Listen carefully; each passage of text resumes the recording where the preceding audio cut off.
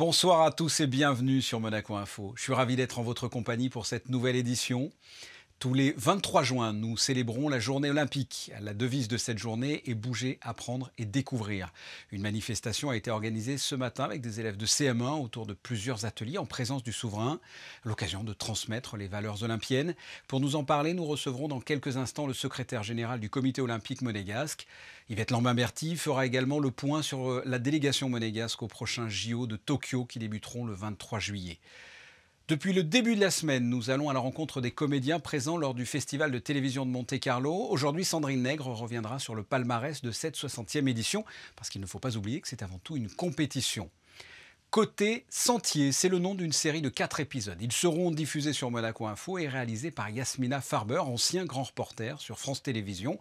4 épisodes consacrés aux sentiers du littoral. Le premier numéro sera diffusé à la suite de ce journal.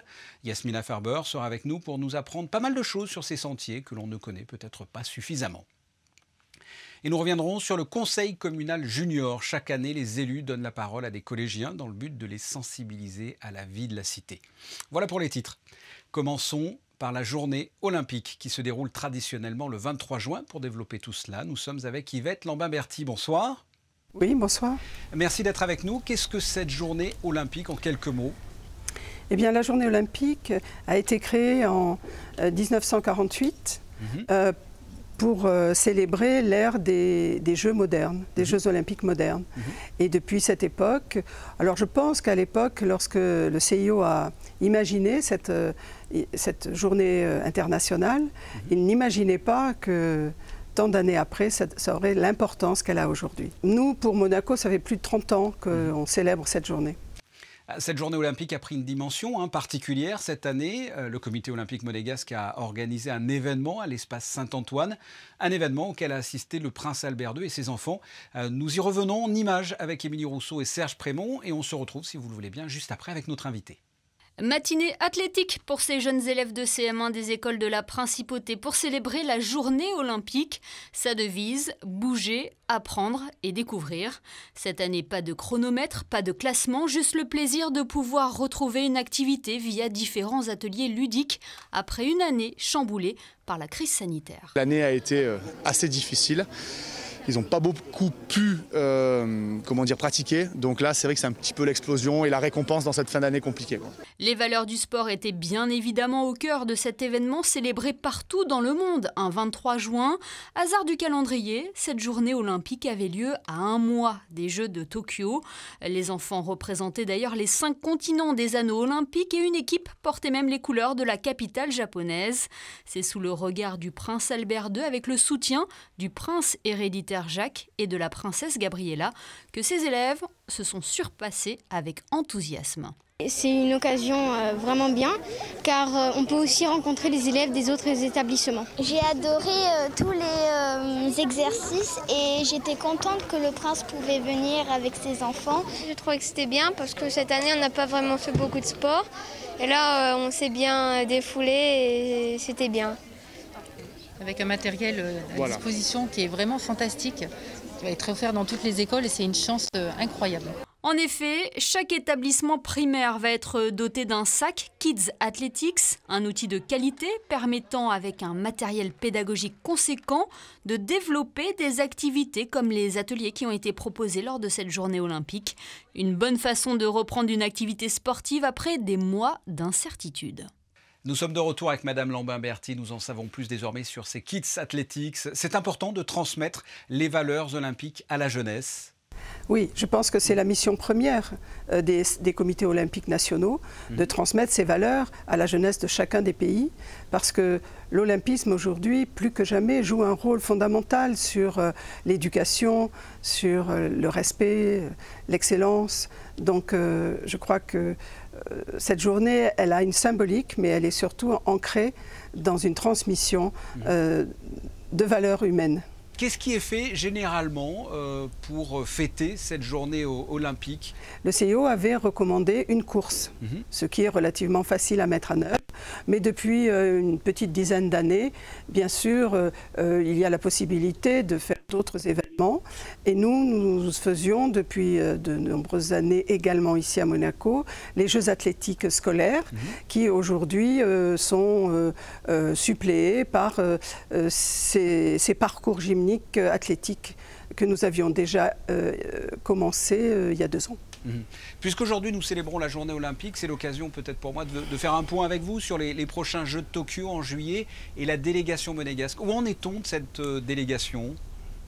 Eh bien, c'est en cours, je dirais. Nous attendons encore quelques résultats, mais je vous invite le 5 juillet où le prince présentera officiellement la délégation pour Tokyo à la presse. Voilà. On a déjà peut-être des certitudes sur certains participants. Oui. Voilà, on a une certitude et qui a été, je crois, marquée et qui est importante, c'est le tennis de table où nous avons Madame Xiao Yang qui s'est qualifiée pour les Jeux. Donc je le précise bien, c'est qualifié. Donc ça, c'est la première fois qu'on a un athlète individuel qui se qualifie pour les Jeux sur les critères. Et là, notamment sur un tournoi, parce que pour le tennis de table, il faut arriver au bout et gagner. Et pour l'instant, l'aviron, il y a une invitation qui a été octroyée à notre rameur, Antonielli. Après la crise sanitaire et tout ce qu'elle a engrangé comme chamboulement au niveau de cette compétition, vous êtes dans quel état d'esprit à quelques jours là, du début des JO ? Écoutez, on est dans un état d'esprit de reconnaissance que ces Jeux puissent avoir lieu. C'est certain que ce seront des Jeux assez stricts sur l'organisation et surtout sur la possibilité pour les uns et les autres. Et je pense que ce seront surtout les Jeux des athlètes. Mais eux, ils auront la possibilité de faire cette compétition qu'ils attendent déjà depuis 1 an puisqu'elle a été reportée. Et je crois que c'est une victoire. Je le rappelle, les Jeux Olympiques de Tokyo se dérouleront du 23 juillet au 8 août. Madame Lambin-Berty, merci. Merci à vous. Un clap de fin pour le 60e Festival de télévision de Monte-Carlo. La soirée de clôture a eu lieu ce 22 juin.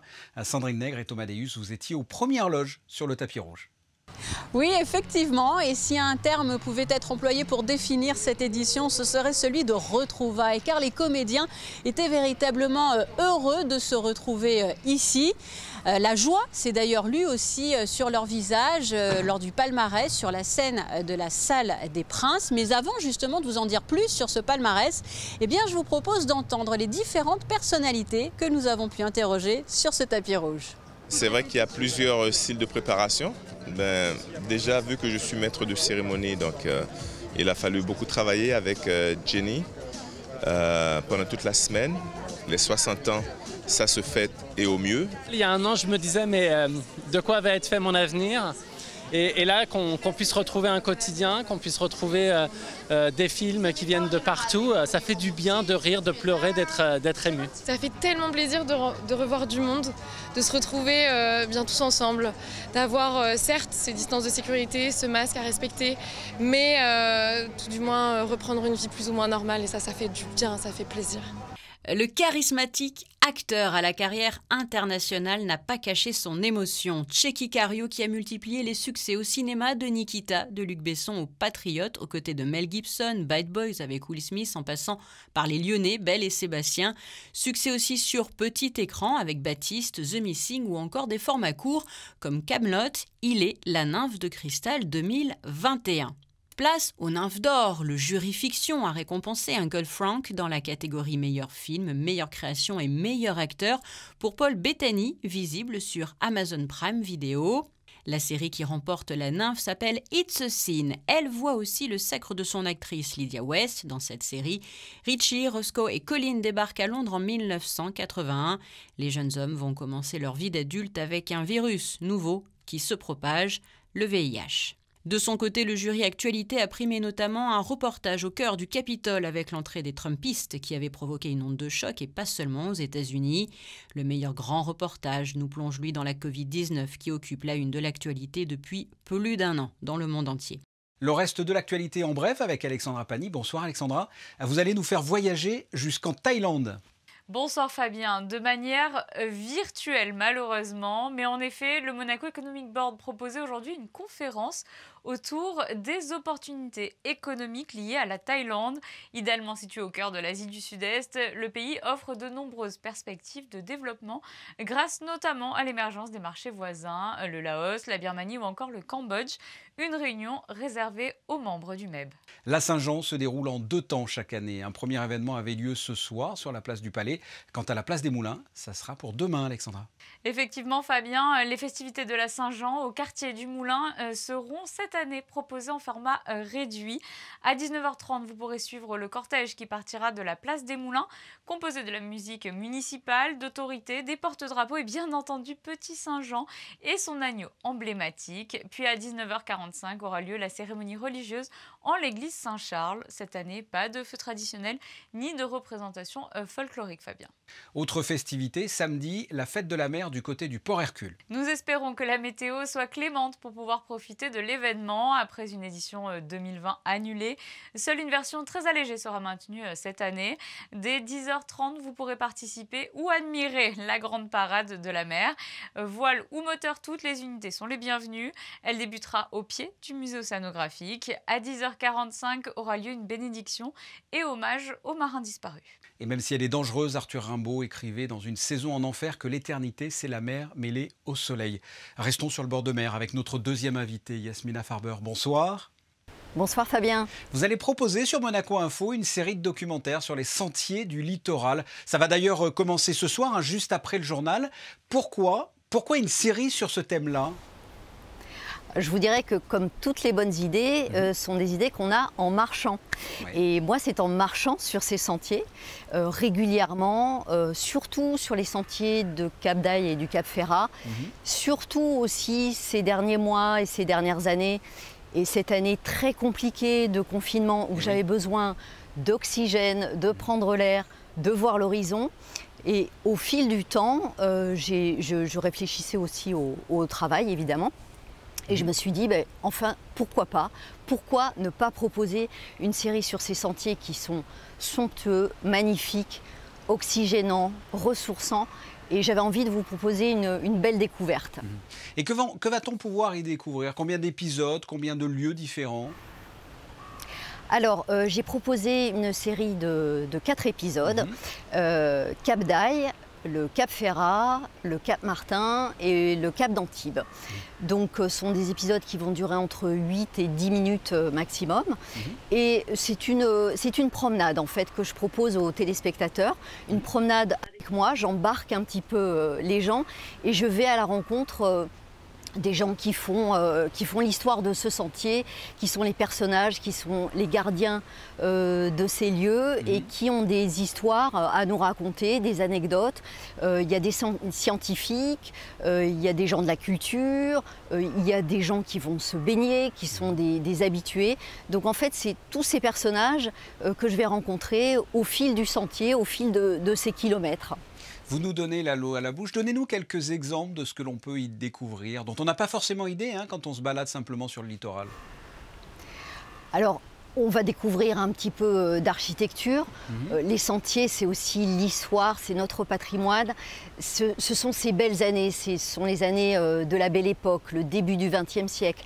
La très belle Côte d'Azur, avec cette belle lumière, ces belles bâtisses, cette architecture qui est vraiment époustouflante. Alors, c'est un peu Gatsby, le magnifique. On a envie de se replonger dans ces années-là. On se rend compte qu'il y a énormément de personnalités, de gens célèbres de la culture, du cinéma, du théâtre, qui sont venus sur ces sentiers. Par exemple, au Cap Ferrat, il y a David Niven, le célèbre acteur de La Panthère Rose, qui a passé de très belles années là-bas. Aujourd'hui, ils sont des millionnaires du monde entier. Sur le Cap d'Aille, c'est un petit peu différent. Il y a eu Winston Churchill, Greta Garbo, Sacha Guitry, les Frères Lumière. Enfin, la liste est absolument époustouflante.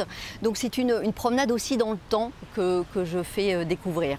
Vous aviez proposé il y a quelque temps une série aussi sur les îles. Alors les îles, le littoral, la mer, le bord de mer. En tout cas, j'ai l'impression que ça vous attire particulièrement, je me trompe ?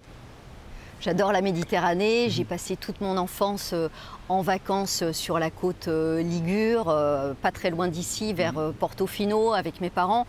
Ensuite, on s'est installé à Monaco il y a 40 années déjà. Donc la Méditerranée, c'est un attachement fort, c'est mes souvenirs d'enfance. C'est aussi un endroit que j'aime partager avec les amis qui viennent en vacances ici. Chaque fois qu'il y a quelqu'un qui débarque, je l'emmène soit à Cap d'Aille, soit au Cap Ferrat, soit au Cap Martin.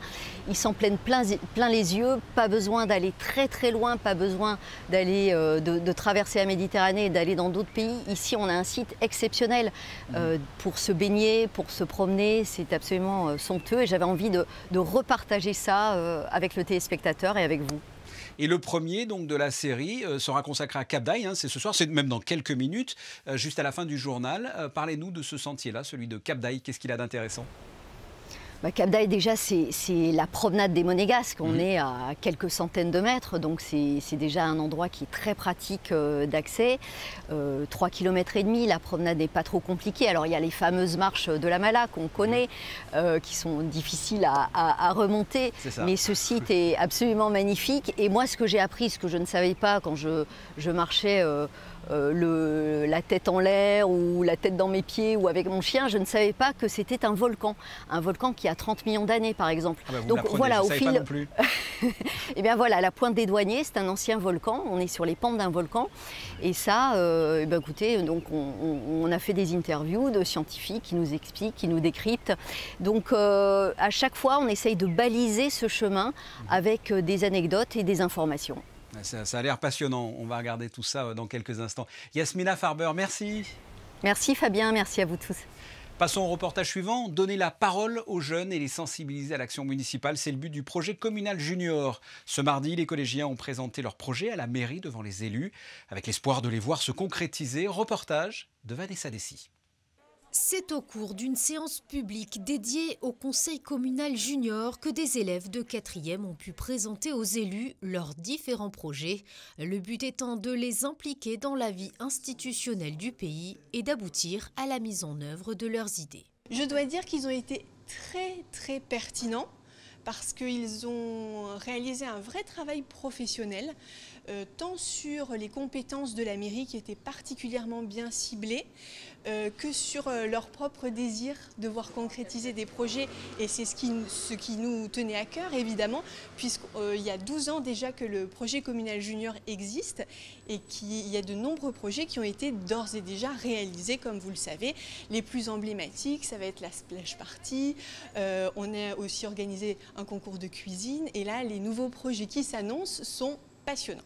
Les élèves du collège Charles III ont travaillé sur plusieurs sujets, un cache-cache géant dans Monaco, un laser game, une soirée Halloween ou encore musicale à la patinoire. C'est une soirée musicale avec un DJ et où on dansera la nuit à la patinoire de Monaco pour les collégiens de 11 à 15 ans, de 19h à 23h. Le projet, c'est Among Us géant à Monaco et on a décidé de faire ce projet car c'est un jeu qui est devenu viral un peu dans tout le monde. Et donc ça, c'est sur du coup, le téléphone et c'est un jeu virtuel. Et donc on s'est dit plutôt que rester sur les écrans, on pourrait le faire en vrai.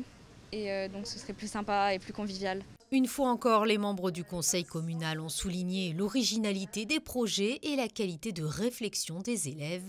Le maire et ses adjoints ont noté plusieurs idées afin de pouvoir donner une suite concrète dans un futur proche. À suivre. Nous vous retrouvons Alexandra Pani pour un nouveau point sur l'information. Grand rendez-vous sportif de l'été, le meeting Herculis EBS se déroulera le 9 juillet au Stade Louis II et l'affiche se précise. Oui Fabien, encore de grands noms de l'athlétisme sont attendus cette année, notamment des experts de demi-fond, Nakai, Lamotte, Touka ou encore Hassan et Bedrani, pour n'en citer que quelques-uns. Des noms qui présagent de grandes performances. N'oublions pas que le meeting a été le cadre de 4 records actuels mondiaux, Fabien. Retour sur le meeting international d'endurance équestre. L'événement se déroulait à Compiègne et réunissait le top européen, Fabien. Les 10 meilleurs couples français se sont vus offrir une place pour le stage de présélection avant de finalement n'en retenir que 5 pour la sélection nationale pour le championnat d'Europe prévu en septembre à Ermelo aux Pays-Bas. Le cavalier du team EFG Monaco, Henri David Guedj, avec Tonique de Gargassan, a réalisé une course qualifiée de parfaite par le sélectionneur français et termine à la 6e place sur 52 participants. Le couple est donc qualifié pour ce stage de présélection. Quant à la jeune monégasque Laura Gramalia, elle s'est déjà qualifiée pour les championnats du monde des jeunes cavaliers de moins de 21 ans. Avec sa jument Baïdja Almounira, elle tentera prochainement sur le site de Bar-des-Cévennes de se qualifier avec son 2e cheval, Raya de Gallon.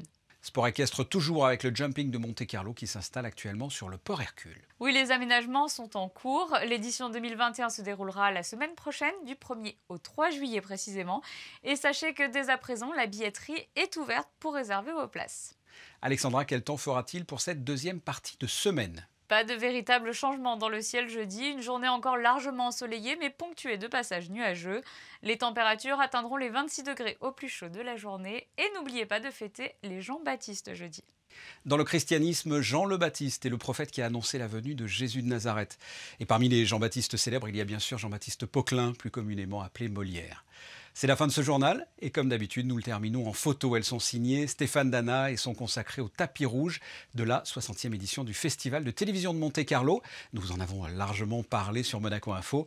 Et n'oubliez pas dans quelques secondes le premier numéro de votre série Côté Sentier, réalisé par Yasmina Farber. Demain 19h, vous retrouverez à cette même place Émilie Rousseau. À très bientôt. Au revoir.